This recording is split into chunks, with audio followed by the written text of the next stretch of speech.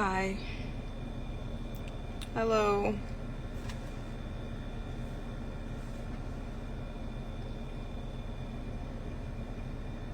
Hey. Okay.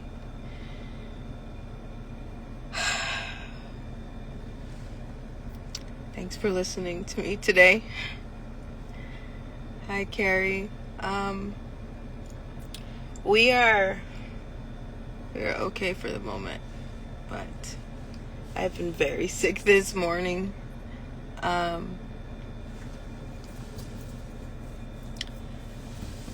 Jesus, take the wheel in Jesus' name. Amen. What is today, Mama? What's the date? Sunday, I think it's the 16th. Okay. Today is Sunday, August 16th, 2026. We started a family project. And that family project is this week and until Friday, the following week. We're going to call everybody possible. We're going to tag everybody possible.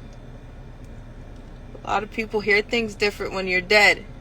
And they say, well, what if they would have called this person? And have they tried this person? A lot of people are like, did you call Trump? Like, they got his number. If you have his number, you have a way to contact him. Call him. People, I don't care what side you want to be on, call them. Let's not go backwards and call people that were already a dead end and that we know are a dead end. And if you don't know, ask somebody. They'll tell you if they're a dead end. Trust me. I think everybody's done holding their tongue. We have went around the corners of fuck around, and we are now at the intersections of find out. All right. So, we're going to do a little family project because I think people hear it a little bit different when you personally take that step and call yourself. We have handed out our phone number. We have posted so much evidence, ridiculous amounts. If you go on our sister friend's page, Miss Miracle Sims, and not only take a stop there to see her content and see what's going on with her beautiful soul, but if you take a look, that woman is a creation station, and she has a playlist that's titled where you can see her journey of finding us and how many years that she's been standing with us and fighting from her platform, and that has been since 2020. She started taking information from our accounts with our permission, of course. Some people don't do that. They take our stuff and use it for selfish gain. But Miracle Sims doesn't do that. No. We gave her the permission, and she asked to take our information and post it and do the best that she can with the GSL supporters over there and tagging people and contacting people. She's reposted some of our evidence that we have up. She was with us through the GSL event. There were people that sat in Georgia and looked at our evidence. We have shown you guys our driver's license. We have given our phone number out. That wasn't because I wanted the whole world that's watching the video to start blowing up my phone. I can't answer everybody. It's just not possible. But thank you for the messages. We try to get back to who we can. But that's not why I gave my phone number out. I gave my phone number out because I don't know what else to do. And then there's people who call someone and relay a message. And then when it comes to people like, well, did you talk to them? No, we didn't. We got a message from a message when we're the source. That's why I gave my phone number out. You guys have been, a lot of you. Some of you have been chilling with us for a year. Some of you just got here and just like, I don't even know where my For You page or my algorithm is taking me right now. Hi, I'm Allie Carter. Look, this is my mama. Hello. We look just alike, right? Throws you off. I know. Get it from my mom. Anywho, we've given out so much information, and we feel like now we're at last resort. There's some things that are going on. Somebody knows our location, and we're aware of that. But we're backed in a corner, and the only thing that we can do is fight our way out. We do not have any angels with us. We do not have anybody with us. The people that have been helping us are everyday angels that have to go home, that have to tend to their lives, that have to tend to the war that they're going through. And they try to make sure that at the same time they're holding on to their own wars, they check in on us. And for that, we thank you more than you will ever know. We love you.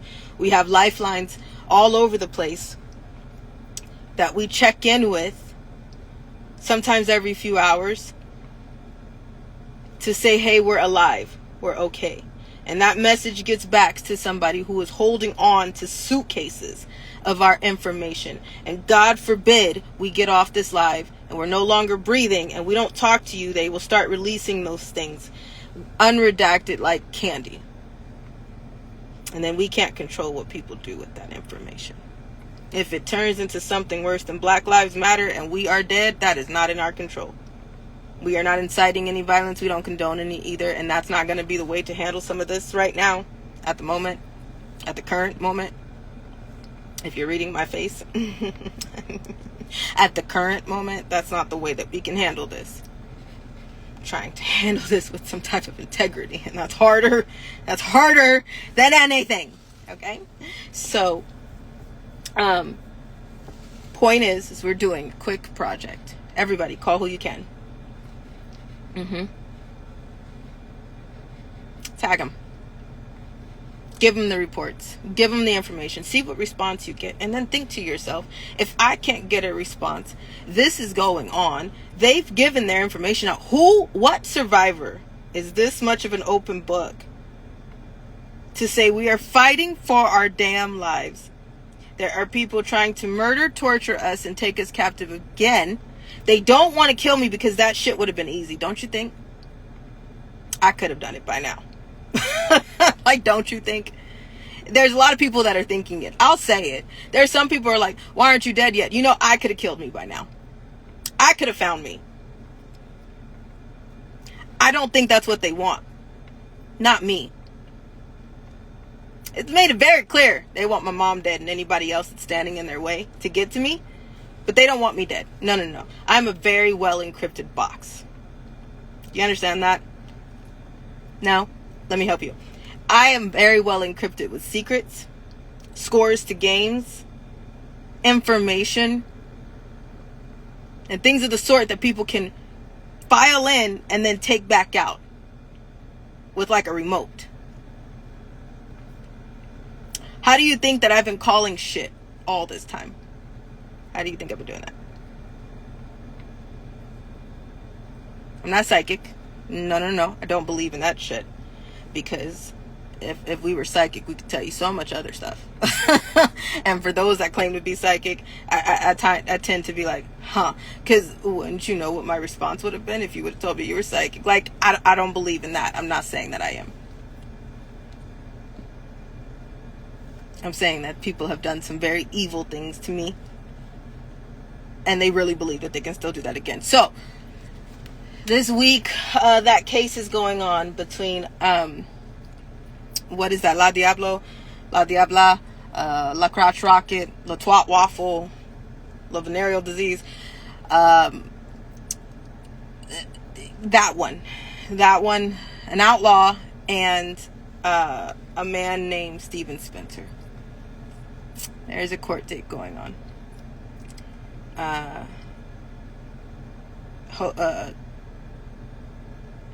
The judge on it is Judge Joshua Knight. Thank you for those of you who have written letters, witness statements, things of the sort to show the judge that neither of them are the victim there. So the gaslighting can possibly stop right where it starts. That's the goal. But we have so many more enemies than that. They are a blip on the radar. And very low level. Very low level. Like, honestly, the smear campaign is like gnats. That's the lowest level. They're gnats. But the gnats that are involved, no matter high or low, they tell you exactly, they all lead back to the enemies that we're talking about, the bigger predators that we're talking about. They're the grunts. They're the lapdogs. They're the piss ants. They're the sewer rats. Sad part is that they're your everyday Epstein and Ghislaine Maxwell's, and it's going over some people's heads. It's scary how much that's going over some of your heads. Because the sad part is a lot of people will jump straight to an elite celebrity and be like, I want to know what's going on in Diddy's backyard. What did he do in those rooms? What did Oprah do in those schools? What did Snoop Dogg do to those girls that the journalists seen that were on the red carpets when he said pimping ain't easy and he was bragging about it? What did Snoop Dogg do to those girls? You know, so many people are quick to jump to information in everybody else's backyard except for their own. Those celebrities weren't just supplied children out of nowhere. Those children didn't just fall out of the sky. They were preyed on by the everyday people that sit right next to you. They were supplied by the everyday Epstein and Ghislaine Maxwells that we're trying to show you. But instead, people are waiting for a big name so they don't have to deal with their own backyard, because a lot of people can't deal with that. If you personally make these phone calls and you see that, hey, why is it that the attorneys that I'm calling and I'm giving them this information, why can't they do something? What do you mean you can't do anything? Because if it was your kid and if it was you, what do you mean you can't do anything?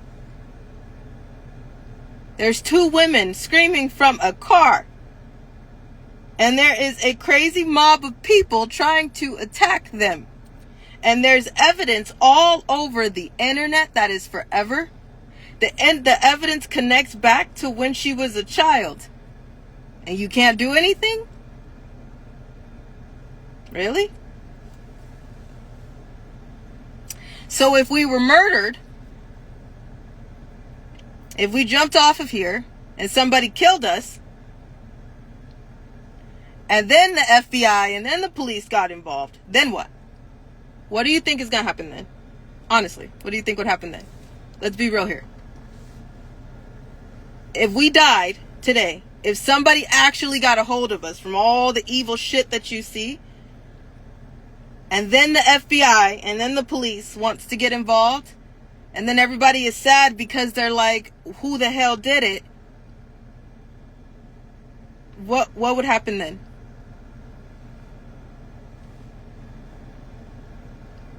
What do you think is going to happen then?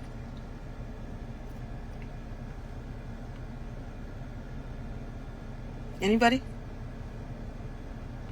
Anybody want to take a whack at it? Anybody? Can y'all guess?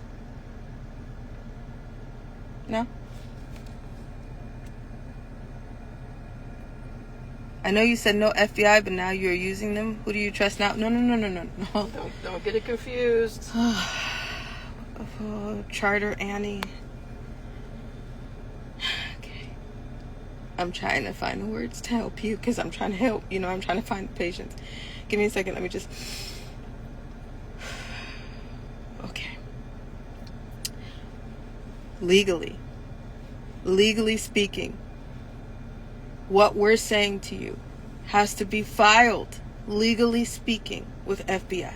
Yes or no? No, Annie, I get it that you're trying to understand. Love, I'm serious. I've been sick all day. I'm not trying to be sarcastic at all. I'm dead serious right now.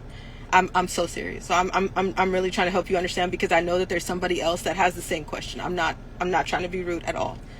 So, legally speaking, all the things that we're telling you, the first thing that somebody would ask is, did you call the police? Right?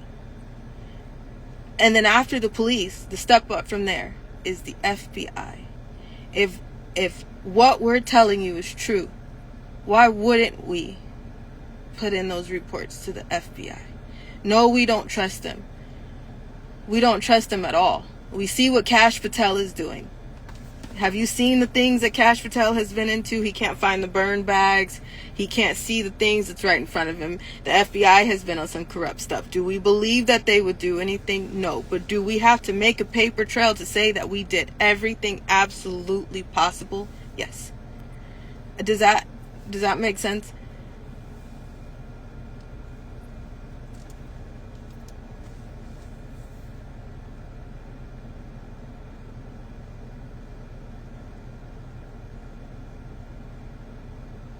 Because then if what I'm telling you is true, like that's why we have the FBI reports. We've posted them and we'll post them again.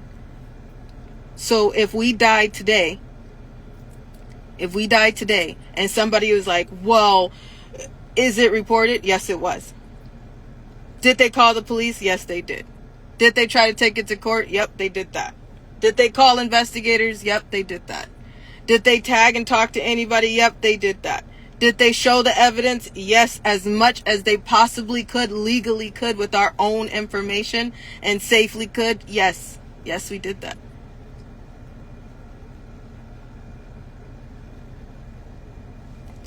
Do you have a way to answer Annie? Because I feel like I'm not answering her in the right way. Like, what? So, I did a couple videos where I virtually called myself to the floor of Congress.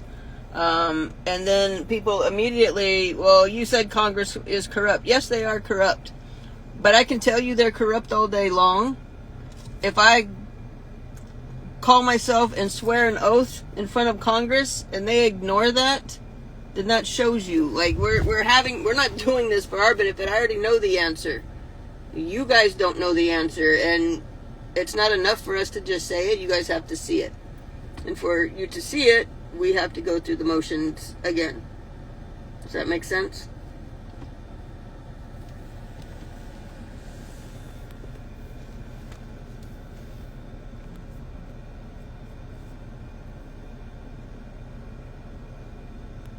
And then the other issue is you hand something up the chain of command and it could go through an honest person, but somebody has to hand the report off. And then off again. And off again. And at one point it hits corrupt hands. If we go, whatever city we're in, if we go to the police department there and make a report, where does it go next? If it's a good enough report, if it's got enough evidence in it, they pass it up to the DA, they pass it up, up the food chain? So I might tell the reporting police officer, and he might be a decent man and an honest, honorable man, but the more that information moves up the food chain, there's somebody strategically in place, not just for Allie, but for everybody, to gatekeep and silence that. That's the way it was designed to work. If your kids have been snatched out of CPS or by CPS and you try to fight them in court, you guys understand what I'm saying. And then you gotta think, all those Epstein files that came out, they released from the DOJ, standing for the Department of Justice, which means majority of those reports had to cross through the FBI to be hidden. There's evidence in those reports. There's gatekeepers in the FBI. There's gatekeepers in the DOJ. Allie was trafficked to sitting members of Congress, to the White House. Who do you think is...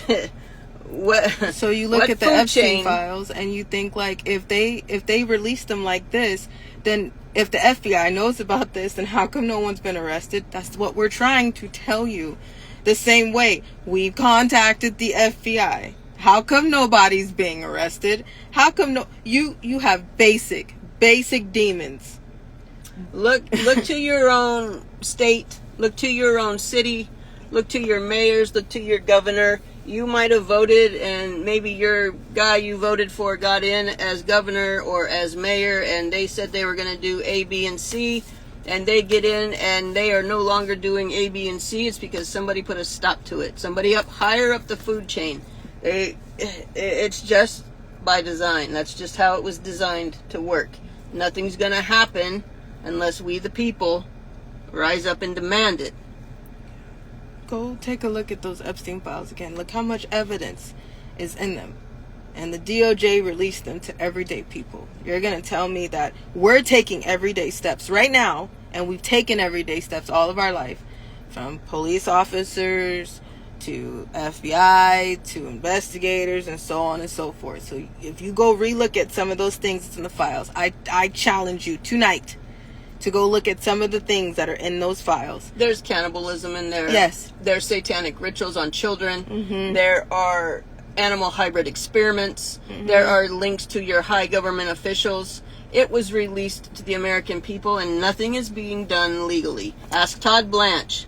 Todd Blanche is a gatekeeper. He was put into position because Bondi messed things up. So they moved Todd Blanche in to squash everything and gatekeep. So, if somebody's releasing all the information to the American people, knowing nothing can be done, then what? If you're going to prosecute somebody, you don't turn the information over to anybody. You keep that for court, don't you? So why are we... Now you just tainted all the information.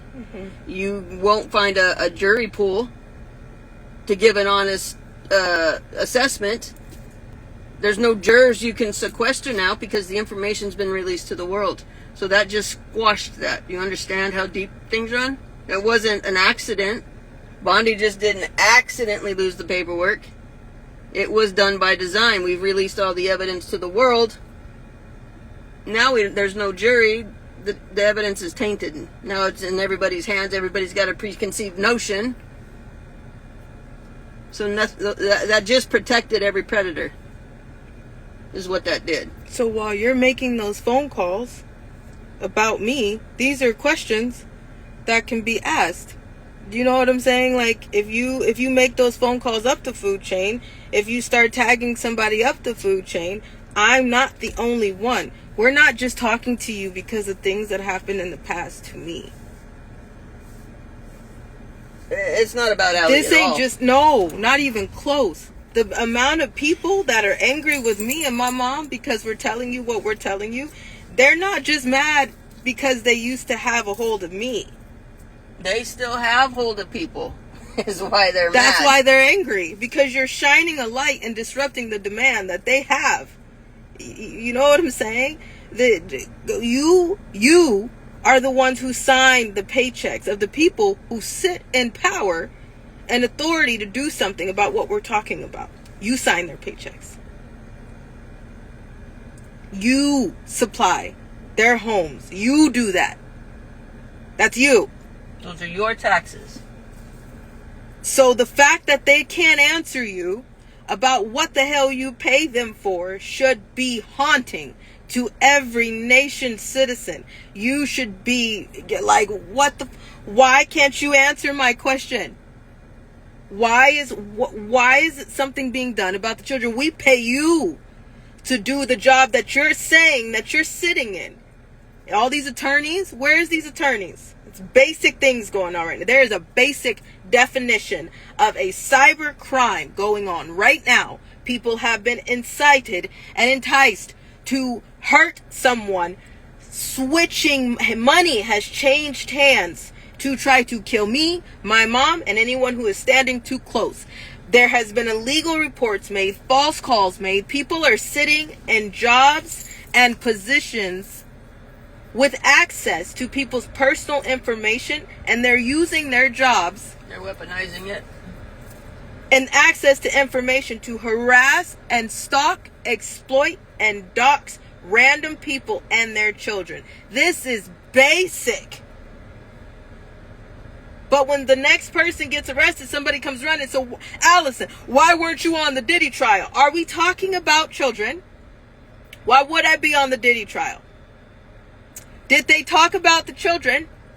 Did they talk about the children, the buses of children that came to Diddy's parties?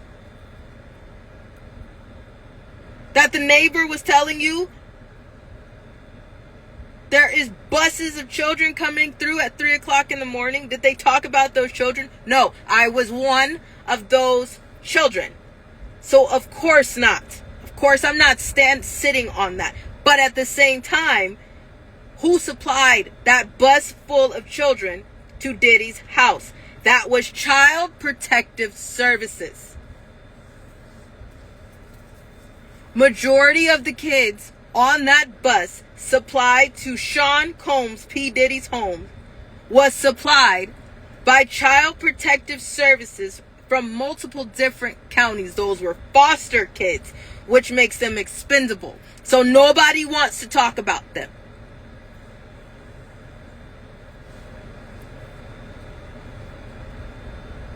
Where is the outrage?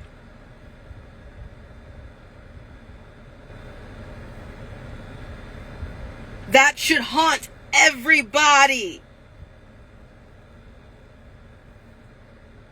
That should mess everybody up. That should be like, so hold the hell on. That case ain't over.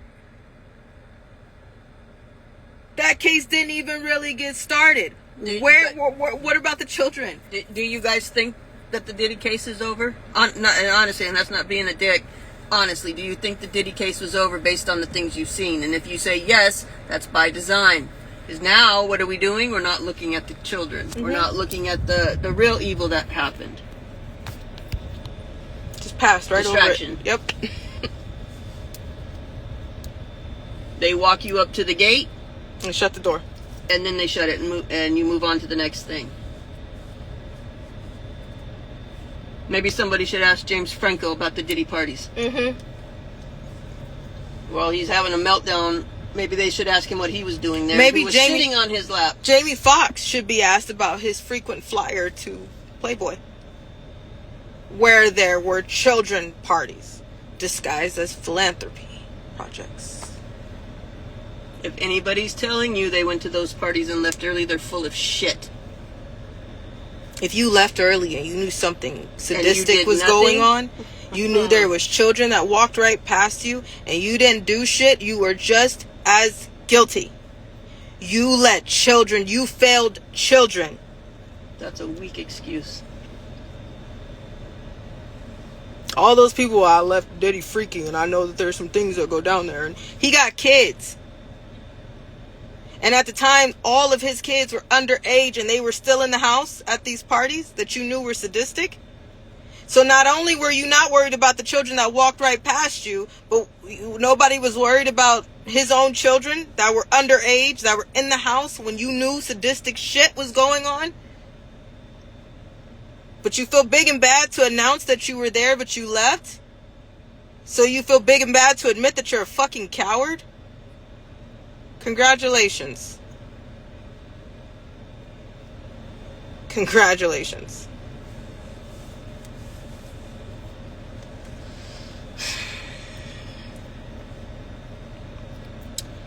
Look,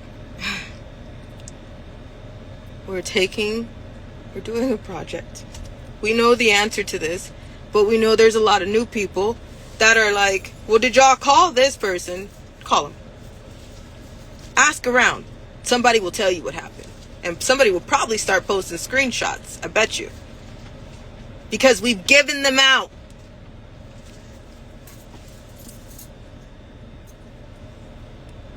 Call them. All week long this week. And come back to this live.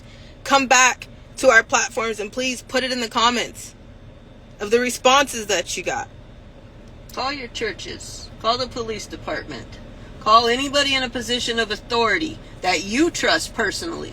Call them. Ask them what the protocol is. Not only the protocol for me. You don't even have to tell them about me. But if you can call them for me, yes, go ahead. You have every information that you need. I gave you my phone number. Allison Leilani Ray Carter is my name. My former name was Tori Tashina Outlaw. I've said this on the other lives. My mom's name is Shelly Ray Carter. Never been a Rochelle Hawks. I don't even know who that bitch is.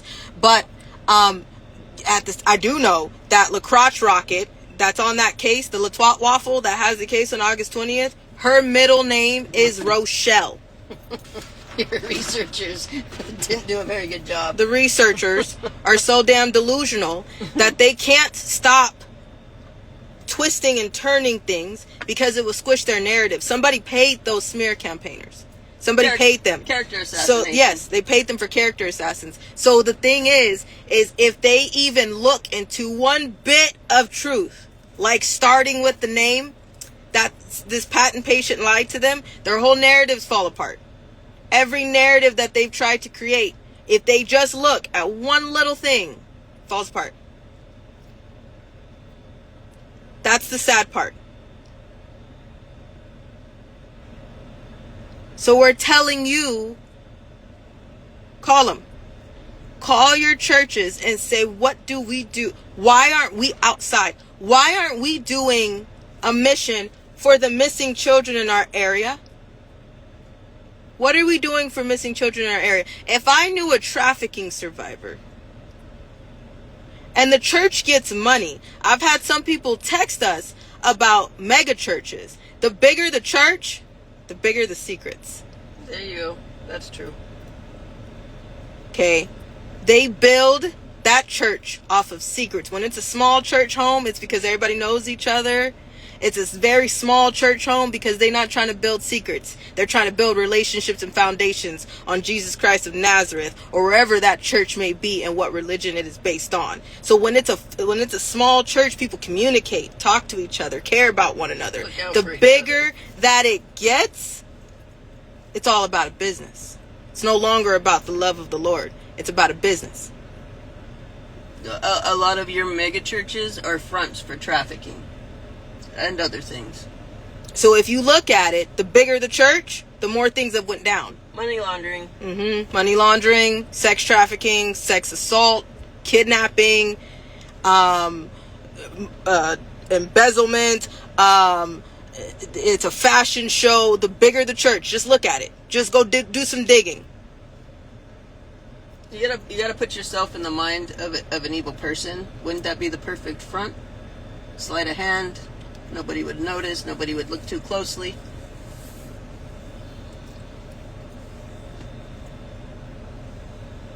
And the bigger the church, you would think, with all these people in it, and with all this money flowing through it, and them begging for money every Sunday, Wednesday, and Thursday during choir practice, and them making sure that they read into people and disguise it as a prayer request when they feel like they're not living up to the protocols of their church. The bigger the church, you would think that you can go to the church and say, hey, we are supposed to be the reflection of Christ. And with all the money that we're getting in this church, what are we doing to help trafficking survivors? What are we doing to help the domestic violence survivors?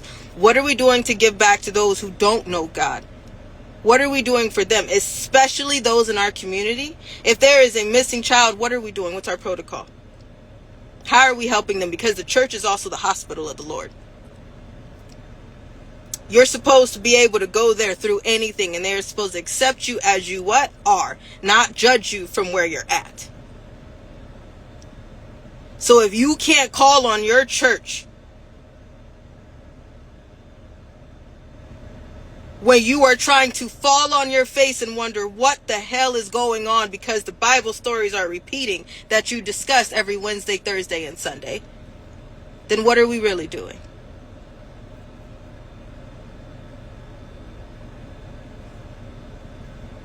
And it shouldn't have to involve money when it comes from the reflection of God. When it comes from the reflection of Mary, when it comes from the reflection of Buddha, as far as some people are concerned. It shouldn't have to involve money, right? Because that should just be basic love that you should be showing one another. I don't care what you believe in. Everybody knows that the devil exists. So what are you doing for the demonic entities coming against children in the church that you stand in every Sunday faithfully and ritually, looking like your finest and best for the Lord? What do you do for those who are at their worst and at their lowest without the money? If you can't get an answer, you have the answer of what your church is really up to. And if you can't see that and accept it for what it is, then you still don't understand the war that you're in. It's just basic humanity issues. Very basic humanity issues. If we can't get that right.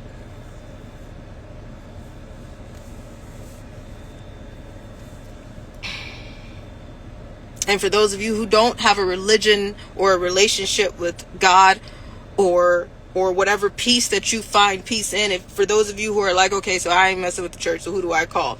That is your local authorities. What is their response? And I'm not talking about an automated response. I'm talking about action. I'm not talking about, yeah, we'll file those things if you want to just go on here and file a report. No. What is beyond the report?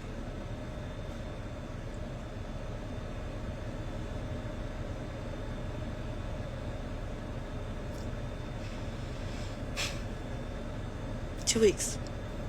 Let's do a project.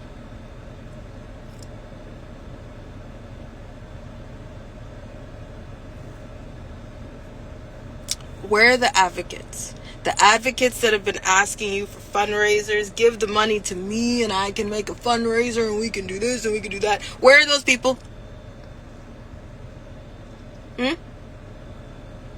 And do they talk about the children? Do they talk about helping children besides making a fundraiser?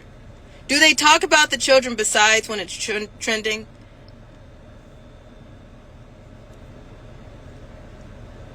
What do you see coming from the money that you have given them? What do you see? What type of action do you see? No, what they tell you, what you witness with your own eyes.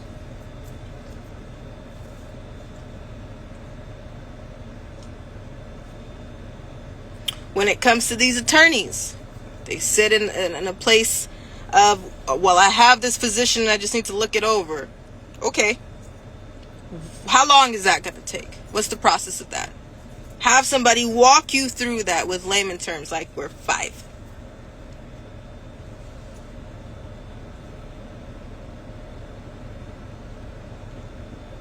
Those investigators, these investigators that are everywhere. What do you do after an investigation is done? Where are you taking that information? What are your connections? What are you doing with the information that you have?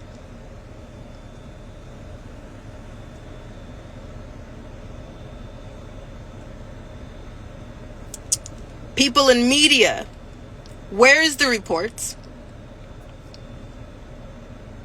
How come your local news stations are not reporting to you what's going on with the missing children in your area? Look it up. Go look it up. Your news media is a gatekeeper, all of them. I don't care what channel you listen to. It's a gatekeeper like Todd Blanche. They are shutting down any information that would be helpful and beneficial to you and your children. See how many of them talk about child sex trafficking and the epidemic level that it's at.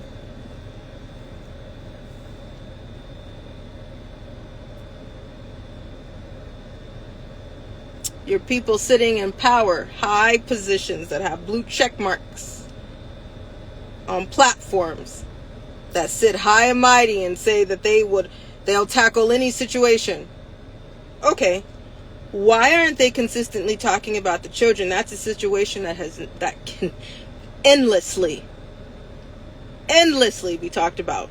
What is their hesitation? Where do they stand? Why have they been so silent? Why aren't they calling their followers to action? What are they waiting for? What have they done?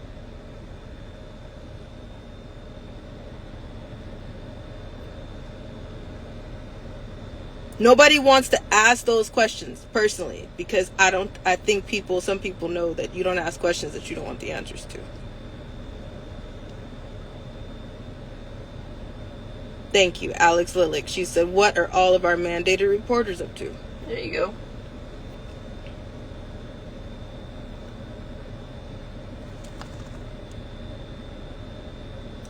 Safi said, where are the advocates? Why do so many of them have pictures of their own children on their social media pages?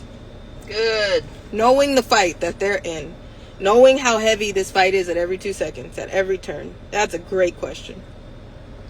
Anybody got any more? Please, let's just throw some out there as a family, because we're gonna see why we're going in circles. Anybody ever did a school project and about half of the people don't do their side, and then you do so good that you're expecting a passing grade, and then they don't turn in their half and we fail?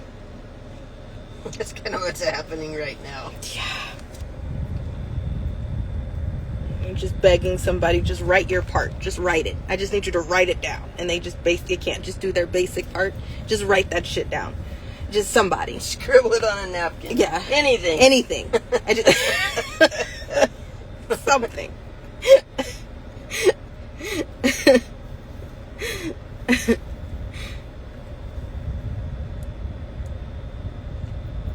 Wendy said, the media is all scripted. They all say the same thing so they can brainwash you into believing what they want us to believe while hiding what they don't want us to know. Let me see if I can help you Yes. with the news. We go to a movie and we know that the movie is scripted, right? We know it was done in a set and there's props and yada yada yada. And we watch TV shows and we know that that's scripted. And on that same TV we watch the news, but we think somehow that that's different. It's not. It's scripted. Those are actors and actresses playing the role of newscasters. The whole thing is scripted. Because you got to think, how were they not affected by COVID? You remember that? They were essential. So do you know how much it essentially takes to get people up and running on TV? There's makeup, stagehands, lighting, and sound tech. Cameras 1, 2, and 3 if there's different sides of their faces. You see these two cameras on right now. If I turn this like this, there's one camera. If I turn this like this, there's another camera. If there's one sitting right in front of me, that's another angle. So that means that there's more than one camera, or there's more than one person walking around to be able to get angles turning this way. Do you understand what I'm saying? Nobody ever asked who's holding the camera. The reason they were essential is because they couldn't push the COVID propaganda, and they couldn't push the fear, and they couldn't push that little number counter of all the people that were dying without them. And they needed to push that because it was an MK Ultra tactic, a global MK Ultra. What did they call TV back in the day? And they still call it now a TV program. Do you hear it? TV program. You hear that? Basic programming. MK Ultra programming. There are several world events that fit the exact patterns and templates of MK Ultra. The assassination of John F. Kennedy, the explosion of the Challenger, September 11th was a huge one. COVID was another huge one. The pattern goes, you instill fear, and then you put a program in place. What happened after 9/11? They instilled so much fear in everybody. President came in and made all kind of changes. We gave up all our rights. So we were throwing our rights at him. Do whatever you have to do to keep us safe so we don't die. And they take that and ran with it. Now they have control of you. COVID was a test experiment. They got you doing all kind of stuff looking like fools. Who put the stickers on the floor in the grocery stores telling you to stay 6 feet apart and go away? Who printed those? Where Who edited those? Billboards were up. Who uses Cricut? Who uses Cricut? You know that those t-shirts that people make with crickets and cups, that sticker doesn't just print out, right? As it is with your personalized name on it. That sticker doesn't just print out to be put on a cup. Somebody has to sit behind a computer and edit it. I want you to think how quick there were stickers on the floor. In the how elevators. Quick all over the place. How many billboards were up. Overnight, it was quick. So you're telling me that somebody sat behind a computer and edited and made sure it was centered, made sure of what it said, stand 6 feet apart. They printed it, and then somebody had to peel it and cut it and ship it and send it, and just like that, they were all on the floors. Do you know how long it takes